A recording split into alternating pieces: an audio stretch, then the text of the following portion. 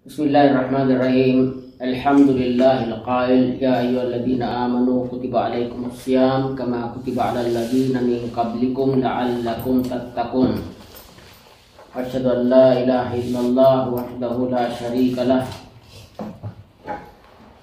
wa asyhadu anna Muhammadan abduhu wa rasuluh.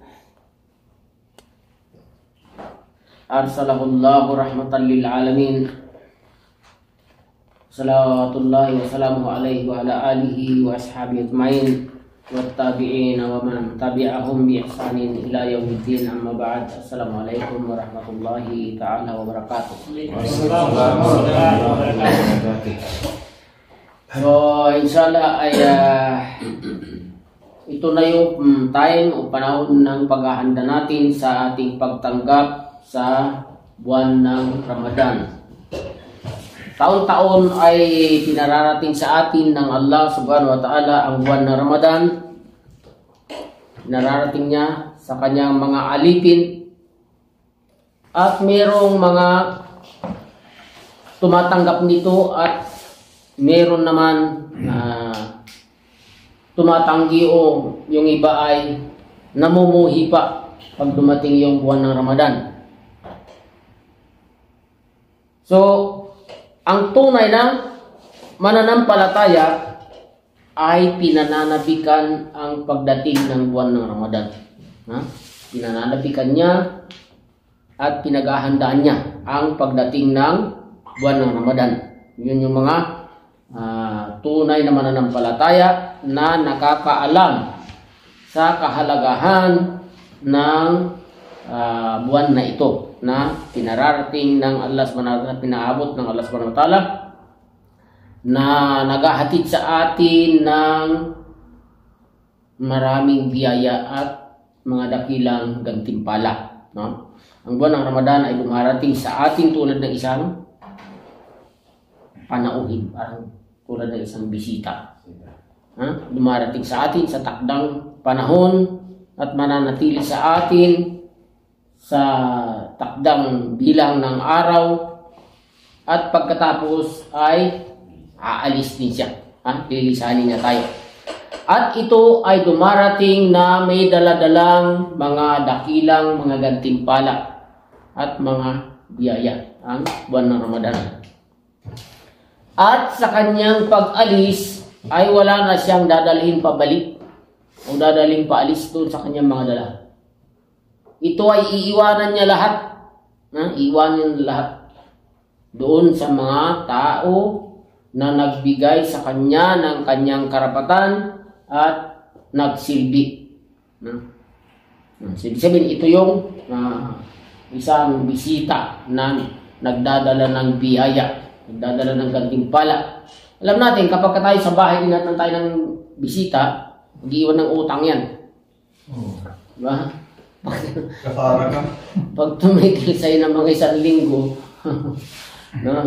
sigurado na nalupog ka na bago umalis. Pero itong dumarating sa atin na taon-taon ay nag-ahatid sa atin ng biyaya at mga gantimpala. Kaya sino man ang tumanggap sa buwan ng Ramadan, sa kanyang pagdating, nag-entertain sa kanya, yun ang tatanggap ng doon niya ibibigay yung mga kanyang daladala ng mga dakilang gantimpala. Sa gayon ay marapat na ating paghandaan ang pagdating ng buwan ng Ramadan upang maibigay natin ang kanyang karapatan. Upang maibigay natin ang kanyang karapatan, magampanan natin ang ating tungkulin na pagsamba sa Allah subhanahu wa ta'ala. So, paano natin ihahanda o paano tayo maghahanda para sa pagdating ng buwan ng Ramadan? Alam natin, kapag tao, yung hinihintay natin na darating, lilinis ka ng bahay, bumibili ka ng mga bagong gamit, maghahanda ka ng mga pagkain, ipapakain mo, ganyan. So dito sa paghahanda natin sa pagsalubong sa buwan ng Ramadan, ay hindi pagkain ang ihahanda natin kasi fasting to eh. Diba? Papasting tayo eh. Hindi pagkain ang kailangan mong ihanda.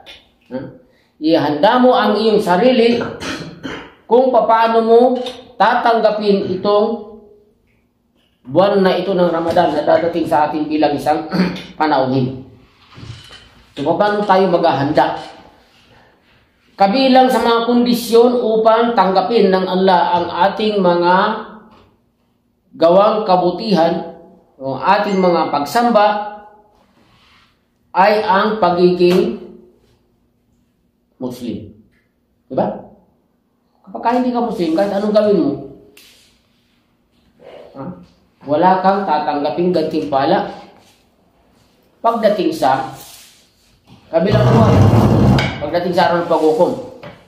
Maaring ibigay sa iyo ng Allah subhanahu wa ta'ala ang gantimpala mo dito sa mundo. Diba? Kapag hindi ka naniniwala, hindi ka nananampalataya sa Allah, hindi mo tinanggap ang Islam bilang panuntunan ng buhay, pananampalataya na siyang tanging pananampalataya ng nagmula sa Allah subhanahu wa ta'ala, kapag hindi mo ito tinanggap, hindi mo pinaniwalaan, hindi mo tinanggap ang Allah subhanahu wa ta'ala bilang nag-iisang tunay tayo sa kapaglikat, hindi mo siya sinamba, lahat ng mga gawain mo sa mundo na kabutihan ay walang gantimpala pagdating ng araw ng paghukom. Wala. Pero hindi nangangahulugan na libre yung mga ginawa mong kabutihan. Sabi ng Allah subhanahu wa ta'ala,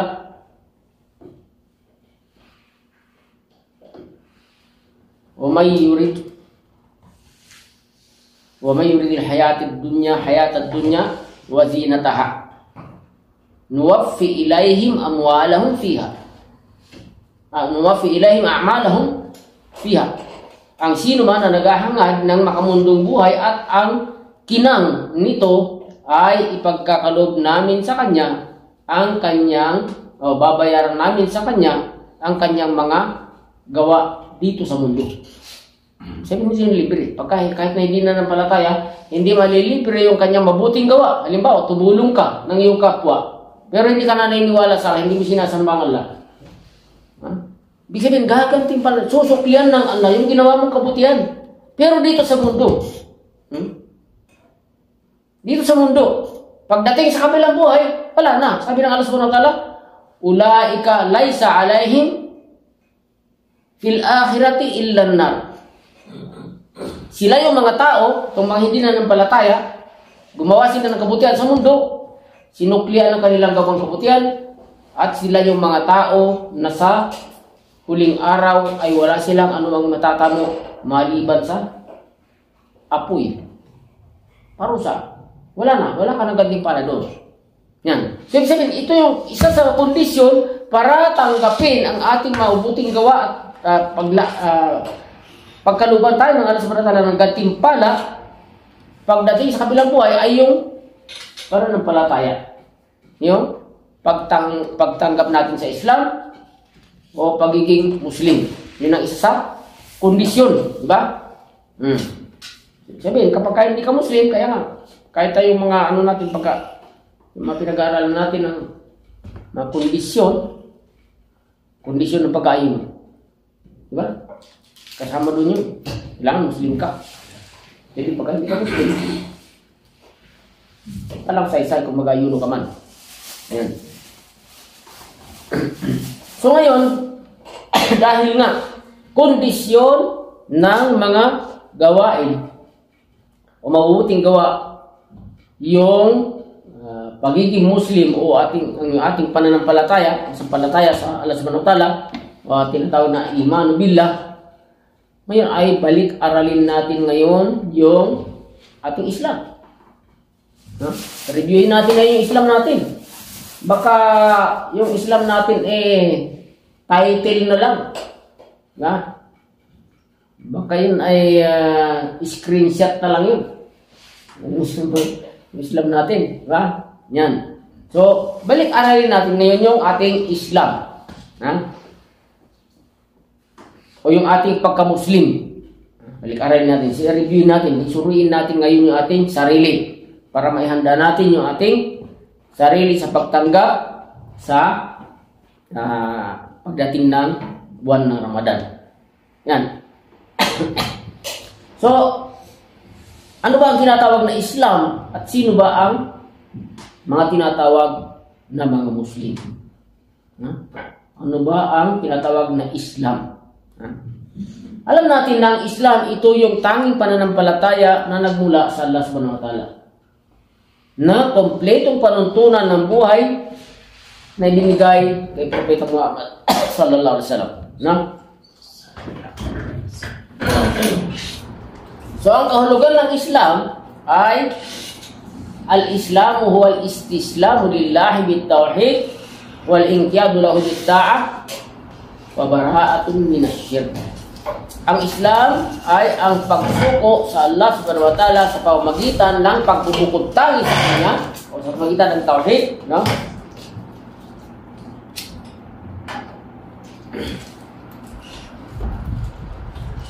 Pagtalima sa Kanya sa pamamagitan ng pagsunod at pag-iwas sa pagtatambal. Pag-iwas sa pagtatambal. Yun ang ibig sabihin ng Islam.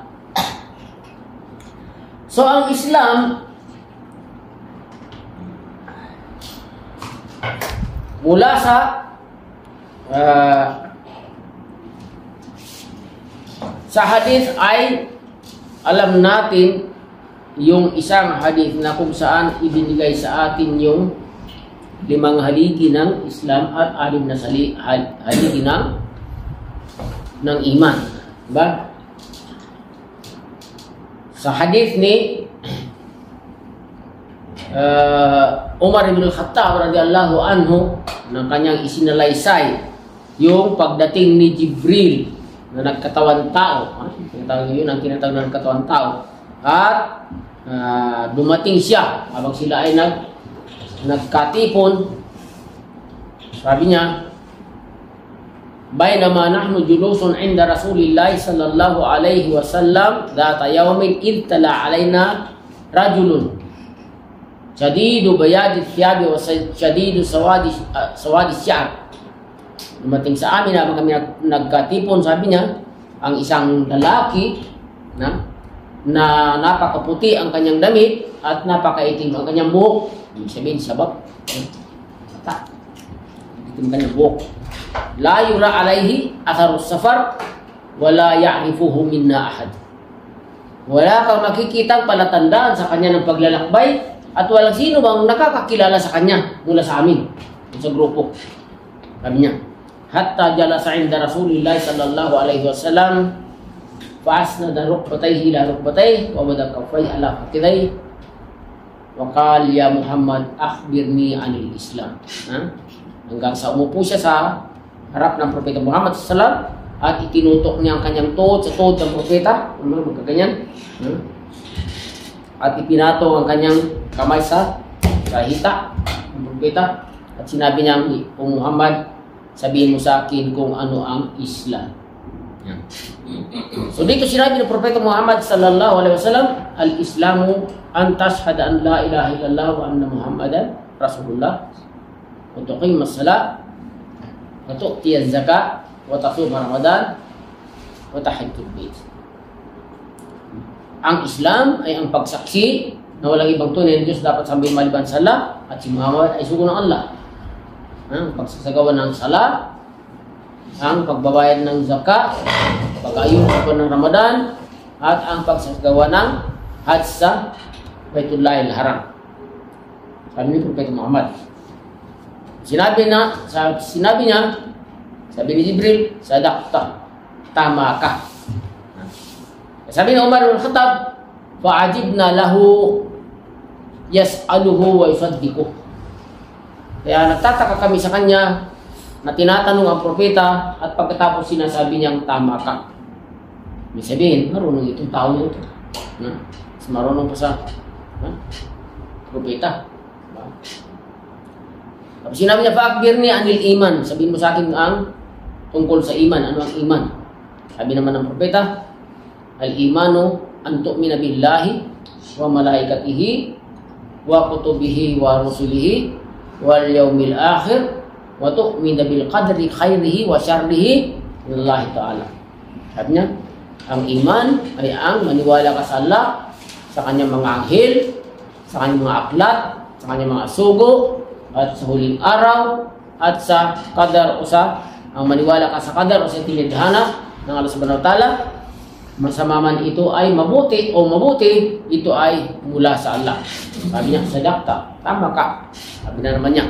Yan. So, ibig sabihin, hanggang doon yung hadith na tumutukoy dito sa tinatawag na 5 haligi ng Islam at 5 haligi ng iman. So, yung 5 haligi ng Islam, ito yung basic na amal, gawain ng isang tao, no?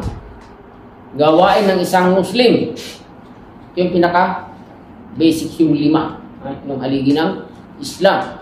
Na hanggat ito ay pinangahawakan ng isang tao, no? Isinasabuhay niya ito hanggang sa abot ng kanyang makakaya sa paniniwala at gawa, ay Muslim siya. Muslim siya. Ito siya, Muslim. So, nandito nakapaloob sa 5 haligi ng Islam yung kinatawag na pag-aayuno. Nandito sa 5 haligi ng Islam. Yan. So, kinakailangan reviewin natin yung yung ugnayan natin dito sa mga 5 haligi na ito na binigay sa atin. Mananatili ka na nagsasaksi na walang ibang tunay sa dapat sambahin maliban sa Allah. Habang taglay mo ang iyong malinaw na pag-iisip at ang iyong espiritu, huwag mong bibitawan ito hanggang sa huling sandali.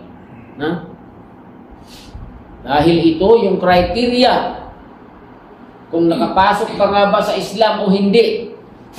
Kung nasa loob ka ba ng Islam o hindi. Ay sinabi ng Propeta Muhammad sallallahu alaihi wasallam, man qala la ilaha illallah khalisan min qalbihi dakhala al-jannah.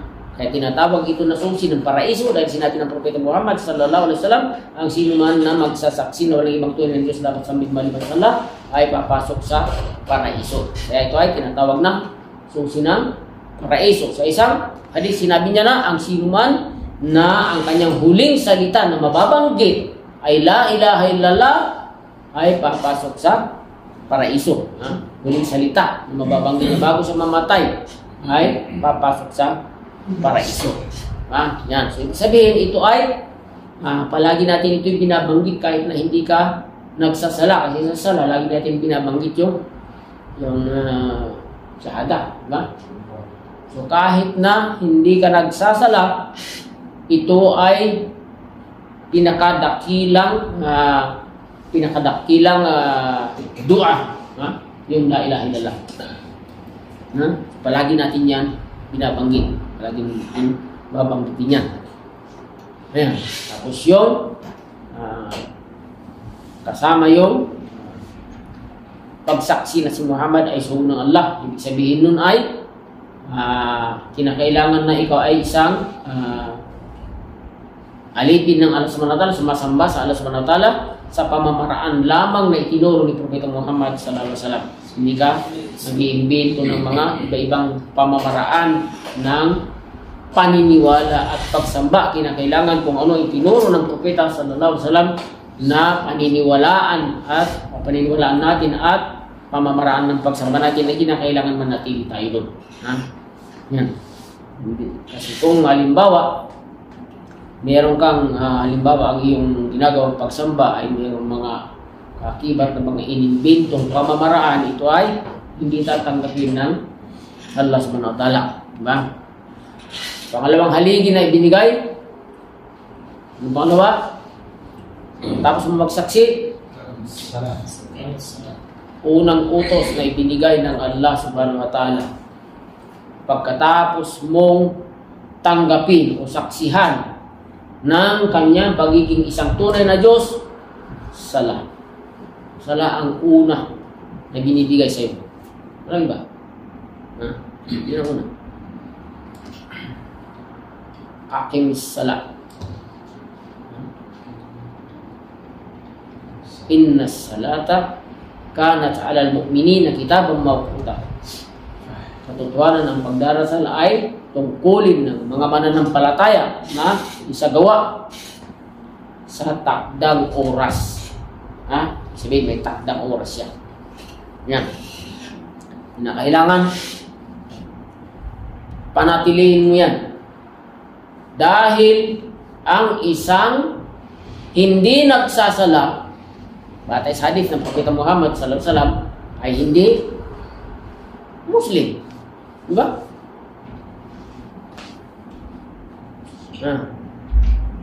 Al-ahdul ladhi bainana wa bainahum salat faman tarakaha faqad kafar.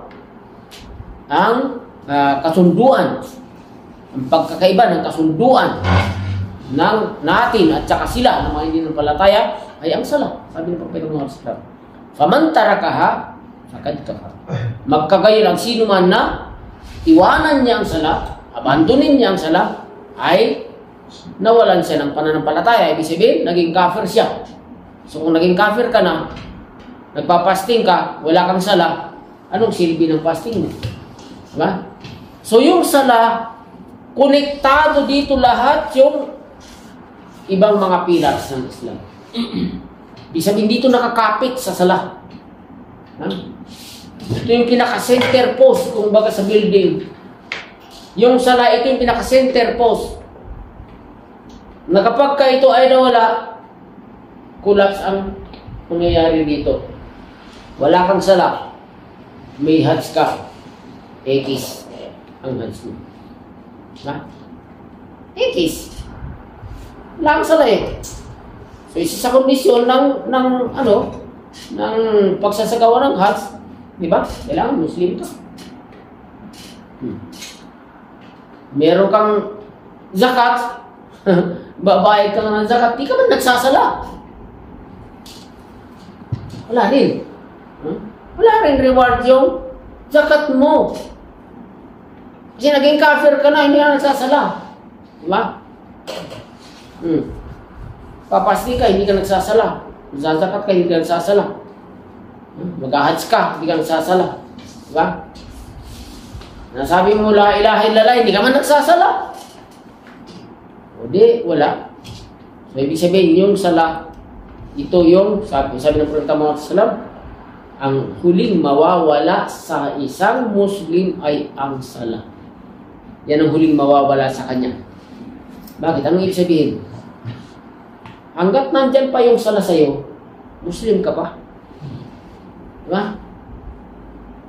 Pag nawala na sa'yo yung sala, ay hindi ka na Muslim. Yan. So ito yung pinaka-importante sa lahat ng gawain natin. Ay yung sala.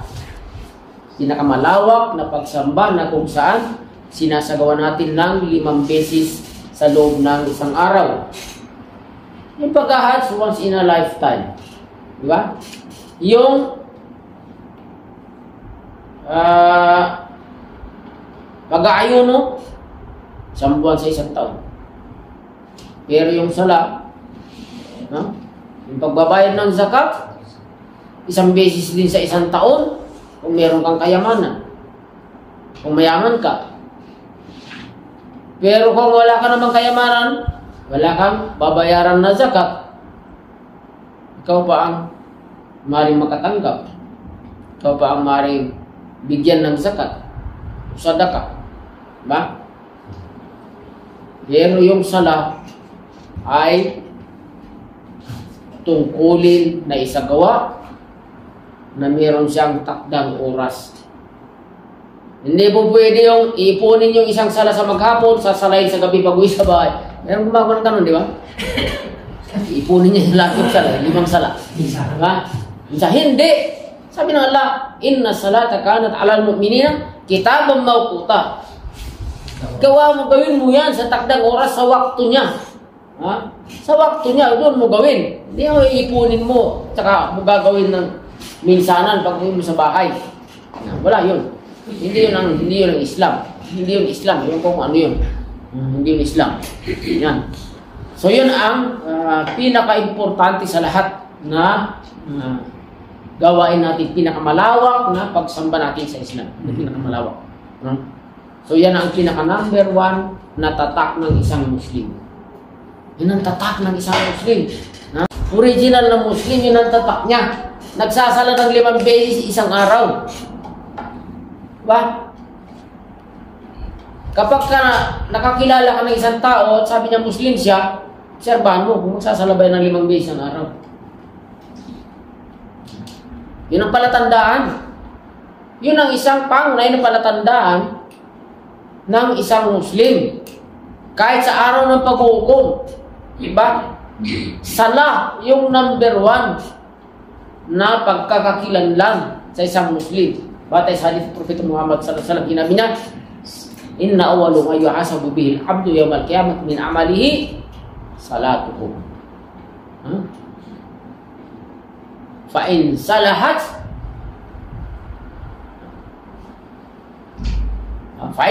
kung ginawa niya yung 5 beses na pagdarasal, faqad aflaha wa najah. Wa in fasadat faqad khaba wa khasira. Sabi niya, ang sino man na inalagaan niya, sinagawa niya yung sala, yung base na pagdarasal, sa araw ng paghukom ay magkakaroon siya ng kaligtasan. Magkakaroon siya ng magtatagumpay siya at maliligtas. Sa isang hadith sabi niya, man hafidha alaiha kana lahu nura. Ang sino man na iningatan niya ang sala ay magkakaroon siya ng liwanag. Kakaroon siya ng liwanag. Pangalawa, kaligtasan. Wanaja, kaligtasan. Burhan, ebidensya. Ebidensya, yun ang ebidensya mo, yun ang patunay ng pagka-Muslim mo. Yung sala mo sa araw ng paghukom. Yan. So, paano ka mag-aayuno? Paano mo gagawin yung ibang mga gawain kung hindi ka nagsasala? So, nagsasayang ka ng effort mo, ng panahon mo. Kapag ka iniwanan mo ang sala, ibig sabihin lumalabas ka na sa iyong pananampalataya.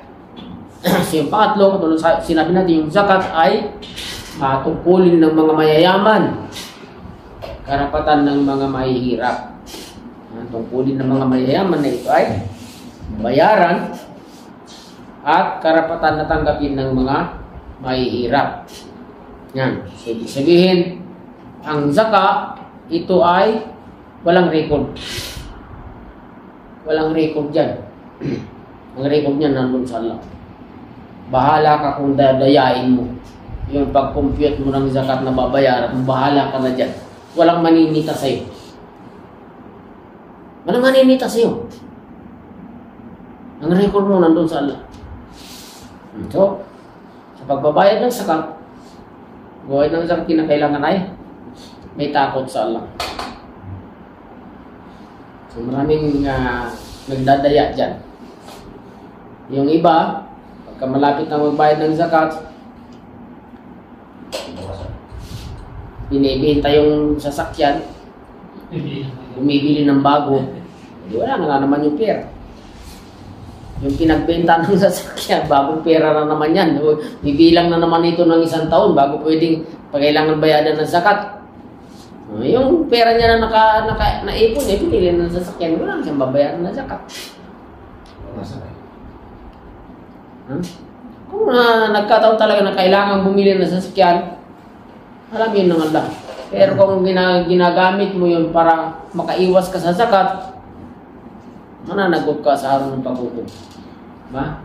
Yan. Yung kailangan nito ay kaakibat dito yung pagkatakot sa Allah subhanahu wa ta'ala. Kasi walang maninita sa'yo.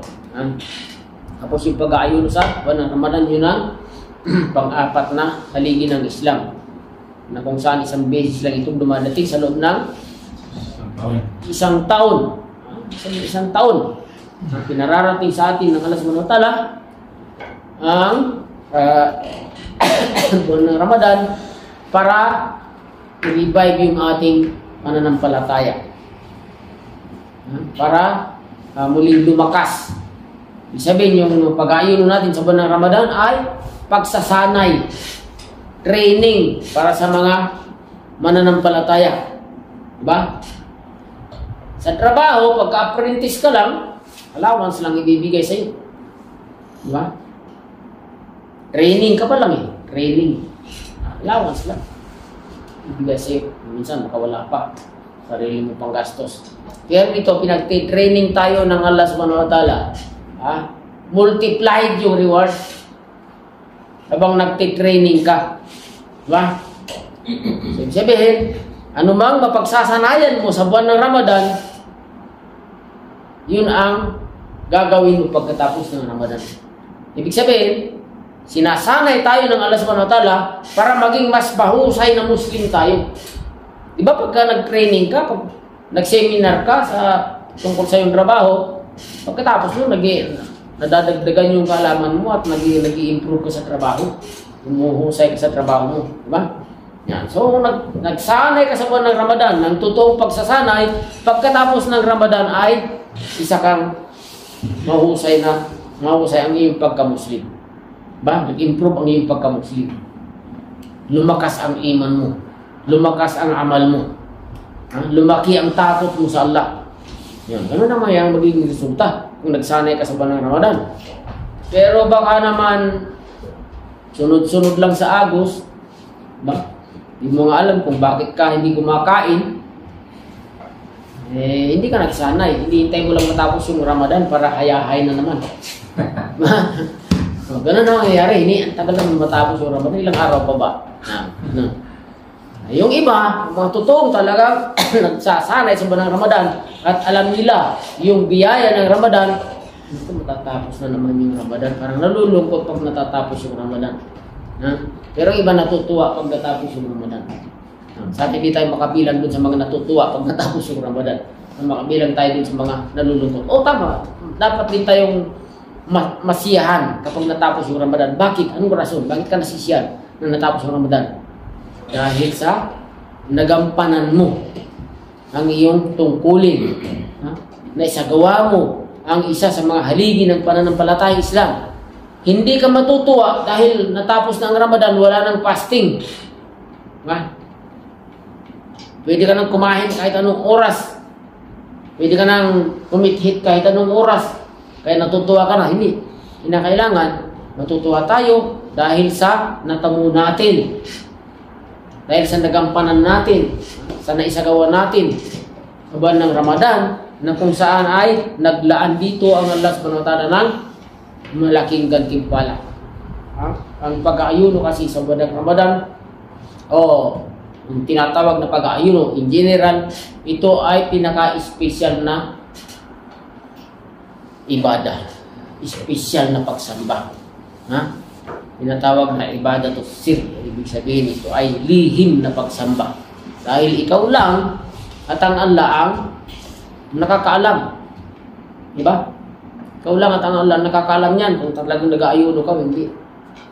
Kasi halimbawa, marami kang stock na pagkain sa kwarto mo. Diba? Nilak mo yung pinto. Wala na. Tapos na. Kumain ka na doon. Magpakabusog ka na. Mga wala eh. Busog na. Walang ano doon. Walang kinalaman ng iba. Hindi alam kung anong ginagawa mo. Sabihin, lihim na pagsamba. Ang pag-aayuno, yung taong nag-aayuno, wala kang makikita. Yung nagsasala, makikita mo. Sala. Tumayo. Takbi. Roko. Sujud. Kikita mo yung nagsasala. Pero yung nag-aayuno, ano makikita mo? Wala kang makikita doon sa nag-aayuno. Yan. So, ibig sabihin, ito ay espesyal na pagsamba. Sabi ng Allah subhanahu wa ta'ala sa hadith al-Qudsi, kullu amal ibni Adam lahu illa as-sawm. Ang lahat ng mga amal ng mga anak ni Adan ay sa kanila. Illa sawm wa ana fa innahu li wa ana azzi bihi. Maliban sa pag-aayuno sapagkat ito ay sa akin, sabi ng Allah. At ako ang maggagantimpala dito. Sabihin, lahat yung mga ginagawa natin, no? Times, multiply times 10 to 700 times. Yung mga ibang mga amal natin. Depende dun sa sinseridad at lakas ng niya natin. Pero ang fasting, walang limit na ibinigay kung hanggang saan yung bilang ng reward.